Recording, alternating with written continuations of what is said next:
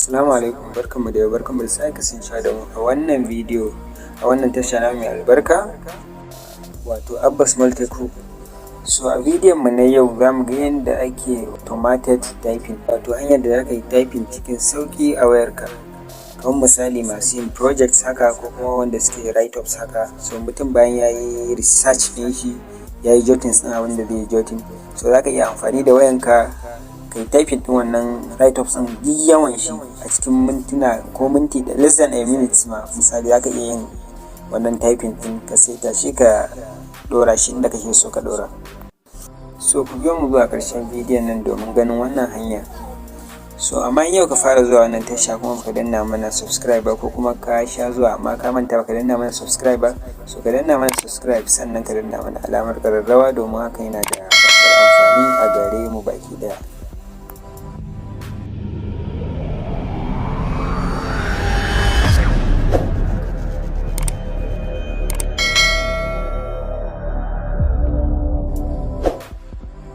So mun gode, barkanmu da dawowa.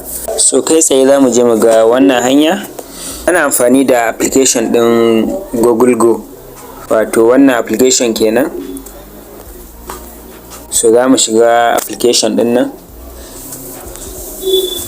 So bayan mun shiga za mu zo nan wajen alamun camera ɗin nan, so sai mu danna wajen. So mun shiga zai nuna mana wajen da camera yake. So gashi nan ya sa take a photo of what you want to understand. So za ka iya amfani da kyamara ka ɗau hoton abin da kake so ka scanning sannan ka yi typing a kan shi, ko kuma za ka iya zuwa direct gallery ɗinka ka ɗauko shi. Misali za mu yi amfani da kyamara, za ka ɗau hoton abin da kake so, misali kamar wannan, ko kuma za mu iya ƙara wani abu mu sa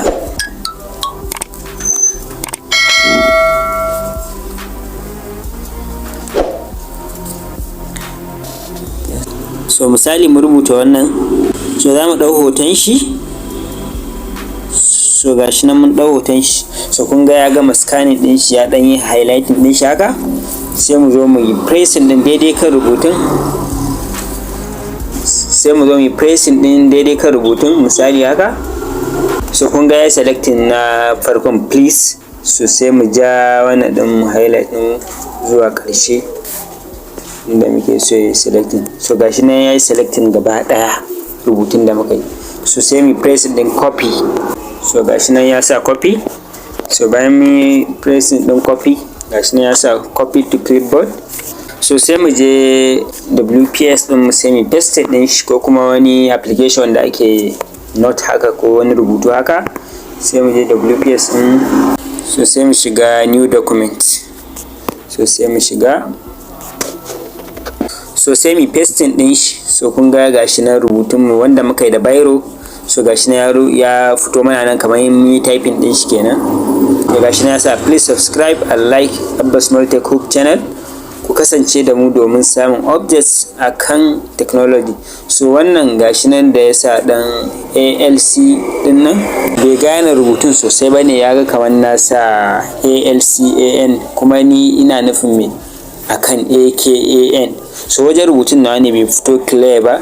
So kamar za ku duba za ku ga yanayin rubutun na sa ALC ba rubuta K ɗin da kyau ba. So hakan yana nufin dole in za ka yi rubutu ka rubuta shi clearly yanda wajen scanning ɗin zai gane abin da ka rubuta. So bari mu koma can wajen Google Go ɗinmu. So mun dawo Google Go ɗinmu. So in za mu shiga gallery za mu pressing ɗin nan mu ga da ɗauko wani hoton. So yanzu gashi nan zai shigar da mu gallery. Za mu zaɓa misali rubutun da muke so. So gashi nan mun zaɓa wannan. So kun ga yanzu ya yi scanning ɗin shi, ya yi highlighting ɗin shi. So wannan rubutun duka duk yawan shi za mu iya copying ɗin shi. So gashi nan mun yi copying ɗin shi, za mu je WPS ɗin mu sai mu pasting ɗin shi.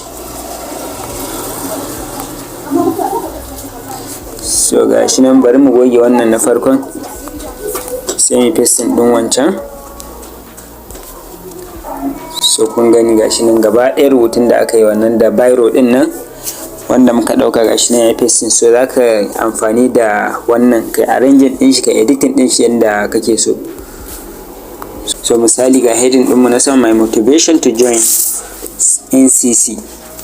So haka ko yawan projects ɗin misali da kake ka rubuta projects da yawa da biro, sannan kuma bayan nan za ka je kai typing ɗin shi.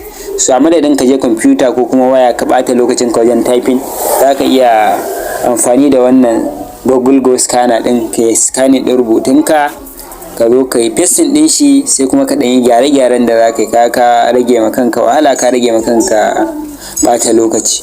So kamar wannan application ɗin na WPS, shi ma za ka yi amfani da shi ka arranging ɗin rubutunka, ka gyara shi sosai kamar a computer.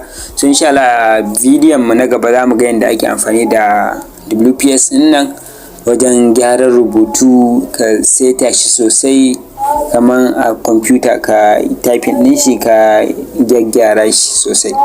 So mun gode ku dakace mu a bidiyo na gaba. Kar ku manta ku danna mana subscribe da alamar ƙararrawa, sannan ku danna mana likes, sannan ku mana sharing domin kasancewa da mu a koda yaushe. Mun gode.